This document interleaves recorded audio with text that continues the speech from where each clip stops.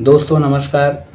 मैं रोहित कुमार पाल युवा पाल संगठन की ओर से आप सबको बताना चाहता हूं कि कौशाम्बी की जो घटना है बहुत ही निंदनीय है, दुखद है और जितना निंदा की जाए उतना कम है। मैं सिर्फ इतना ही कहना चाहता हूं कि इस दुख के घड़ी में समाज एकत्रित होकर जिस प्रकार से खड़ा हुआ है यह बहुत ही सराहनीय है। और जो लोग कहते हैं कि समाज हमें क्या देगा, हम समाज के लिए क्यों खड़े हों। दोस्तों आप सबको बताना चाहता हूं कि उस पीड़ित परिवार के घर हम स्वयं गए थे, प्रधान जी के घर गए थे। प्रधान जी से पूछिए कि समाज आपको क्या दिया है, तो प्रधान जी आपको बताएंगे कि समाज हमें क्या दिया है। प्रधान जी अगर समाज नहीं खड़ा होता तो कहीं भी इनकाउंटर में मारे जाते, पता भी नहीं चलता। लेकिन समाज की देन है कि जो जिस काबिल था उस काबिल अपना आवाज़ को बुलंद करके सरकार के ऊपर दबाव बना करके आज उनको बचे हुए हैं। यही समाज की पहचान होती है और समाज के लोगों का जिम्मेदारी होती है। उस पीड़ित परिवार से जाकर के पूछिए कि समाज आपको क्या दिया है, वह पीड़ित परिवार आपको बताएगा कि समाज हमें क्या दिया है।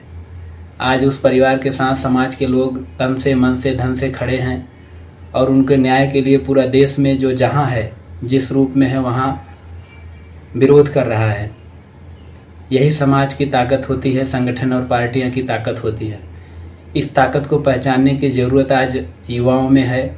जो भी छात्र छात्राएं हैं, अगर आप छात्र हैं तो आपकी जिम्मेदारी बनती है कि आप जहां कहीं हैं, अगर आप लिख सकते हैं तो लिख करके विरोध करें, बोल सकते हैं तो बोल करके विरोध करें, और अगर लड़ सकते हैं तो लड़ करके विरोध करें, और कुछ नहीं कर सकते हैं तो आप शांति से सुन करके, सोच और समझ के जहां आपकी इच्छा हो वहां समर्थन कीजिए।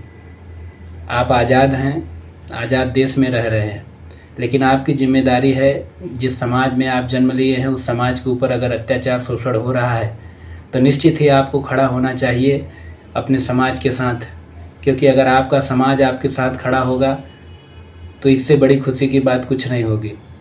और जो लोग कहते हैं कि एक जाति से हमसे कोई मतलब नहीं है, मैं बताना चाहता हूं कि जो लोग सत्ता में बैठे हुए लोग हैं, अगर वो जातिवाद कर रहे हैं तो नीचे के लोगों में जातिवाद क्यों नहीं होगा।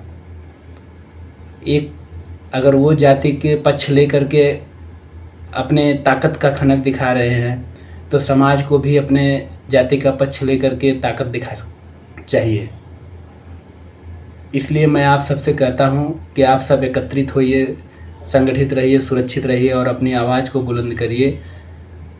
तभी जाके हम और आप आगे बढ़ पाएंगे। कोई किसी का विरोध न करे। जो व्यक्ति जिस विचारधारा से संघर्ष कर रहा है उस विचारधारा से करने दीजिए, क्योंकि वो कर तो रहा है। तो हमें मिल करके, आपको मिल करके समाज को आगे बढ़ाना है। और इसी के साथ मैं अपनी बातों को समाप्त करता हूँ। जय हिंद, जय पाल समाज।